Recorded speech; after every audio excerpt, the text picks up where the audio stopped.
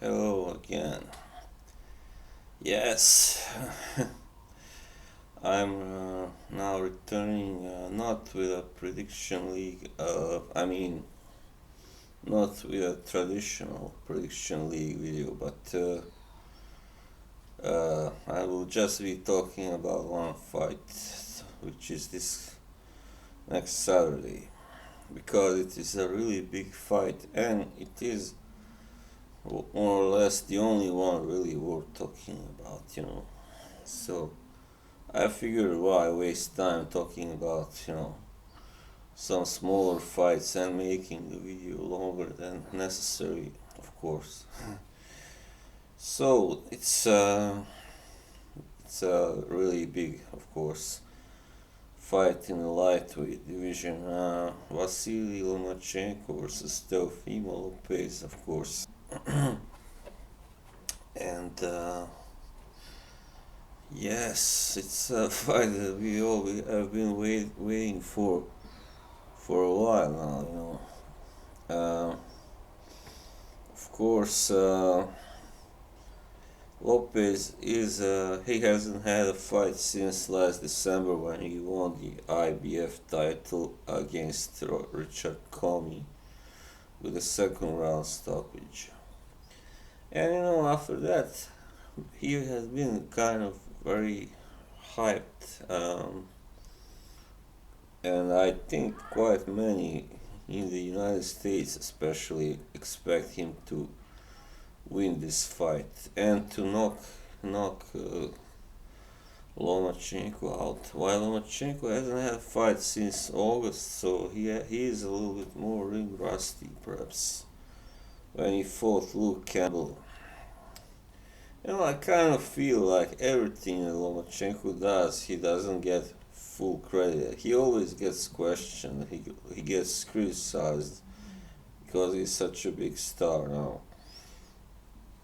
He gets because when he fought Luke Campbell, many people were saying, "Oh, he struggled against Campbell and so on," but that's not really what happened. It's just that the fight was perhaps a little closer than expected, but not that close, really.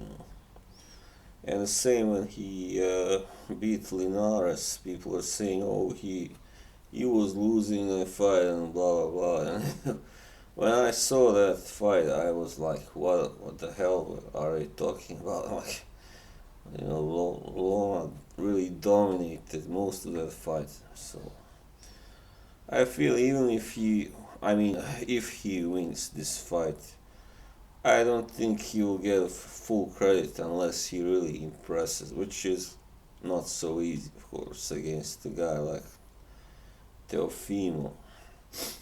Alright, let's look at the tail of the tape now. Lomachenko is 5'7". He's 32 years of age, so that's a major difference. Teofimo is just 23, so it's 9 years age difference. But I expect it to work in Lomachenko's favor also. So he's got 65.5-inch reach. So Lopez is a little bit taller, but it's the reach, only 1 inch, but the reach is the bigger difference. It's 3 inches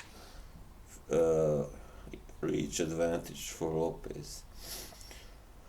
So yeah.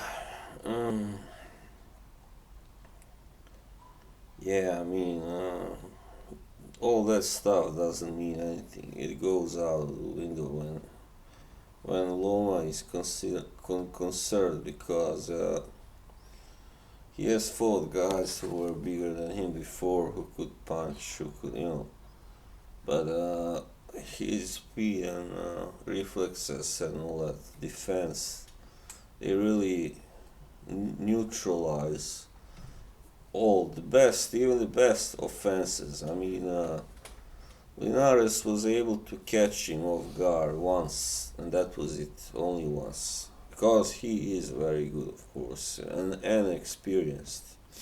So now, after Lopez knocked out Kami, many Americans were like, "Oh yeah, now he's gonna knock the fuck out of Loma." No, so what happened there was that Kami was throwing, he was caught while charging, while throwing, you know, a punch.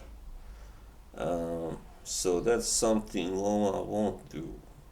He is not likely to get caught, you know, like that anyway. Of course, this is perhaps so far the most dangerous fight for Loma. Because he's fighting a guy who has been really quite dominant and impressive. Yeah. So let's see. Lopez has. I know that he didn't really impress in one of his fights. I think maybe it was when he went the distance against this guy, Masayoshi Nakatani, but I don't know. Anyway, he has won 12 of his 15 wins, fights by knockout. So yeah, that's impressive, of course. But he hasn't really fought. I mean, the best guys that he beat were Diego Magdaleno, who was never really a, you know, true world class fighter. uh, Richard Comey, of course, and sorry, Eddie Statley. Yeah, that was a quite impressive victory, but neither of these guys is of Loma's caliber of Lomachenko, so it shouldn't mean that much really about of his chances. Yeah. While Lomachenko's last fights were, of course, against Luke Campbell, he won on points, very wide decision. Yeah, he put Campbell down once also, and he knocked out Crolla just before that, Anthony. Then, yeah, he beat Jose Pedraza and Linares. Yeah, so that Rigondao, Nicholas Walters, Roman Martinez. So those are his best wins, and of course Gary Russell.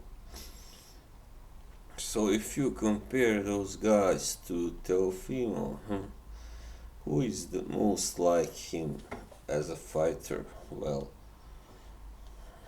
I guess it's Walters, Nicholas Walters, because he's also a puncher, offensive fighter. And what happened when they fought? He was totally, I mean, helpless. He couldn't land a punch, Walters, and he retired after 7 rounds.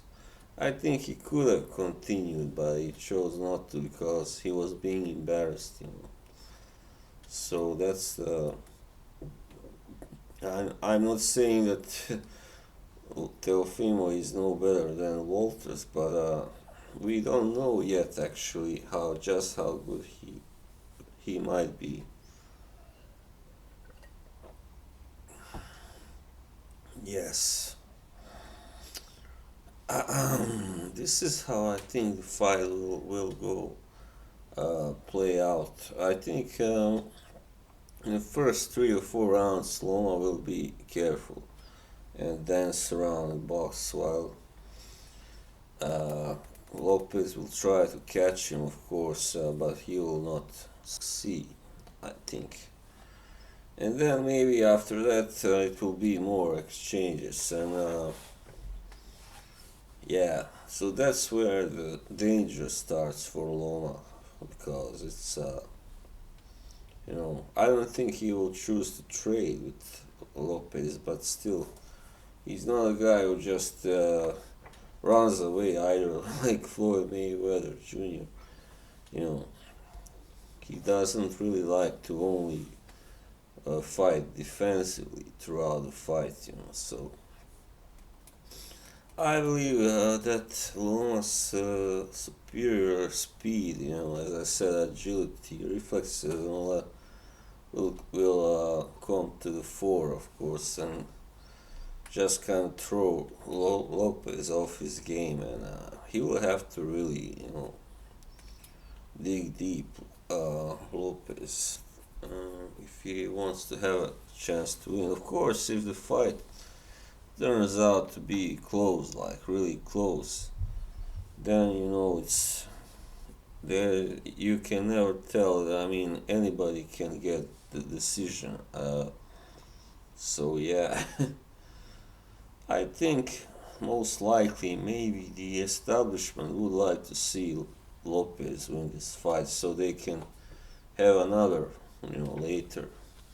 So that's how it works. Because if Loma wins, if he really kind of dominates this fight, then I don't know if there is not such a big chance that Lopez will want another fight. But if Lopez does well here and he gets the decision, or maybe if it's a draw, then it's a difference. I mean, it's different because then there will be automatically a possibility for a second fight. So yeah, that's how they think. Promoters also, they the guys that really kind of are in charge. Yeah. So I guess what else can I say? As I said, there will be some action I expect in the middle rounds mostly. In the late rounds, because Teofimo hasn't really had so many long fights so far. I mean, it's not like Lomachenko has had so many, but he has had. Actually, Teofimo has gone 12 only once. That was against the guy Nakatani. So that's quite a important fact. If he is forced to go all the way, which he will most certainly. I mean, if unless he knocks out, of course, Loma in 6 or 7 or 8 rounds, whatever, he will be forced to really, dig deep in the last 3 rounds or so. Will he be able to? That's where I think Lomachenko might, decide the fight. I expect it to be kind of close in the first 8 or 9 rounds, but then I think Lomachenko will, snatch the last 3 rounds and win. I think most likely he will win on points. I don't expect him to stop Teofimo, but yeah, and everything is possible, of course, if we see the same scenario that we saw when he fought Mariaga or Walters or whoever. Then maybe Teofimo will choose to retire, but I don't know if he's that type, to just retire before he is finished. Yeah, so that was my prediction that Lomachenko wins on points. Yeah. All right. So we are all, of course, really looking forward to this fight. Alright, that was all for this time. Until the next prediction video. Bye bye.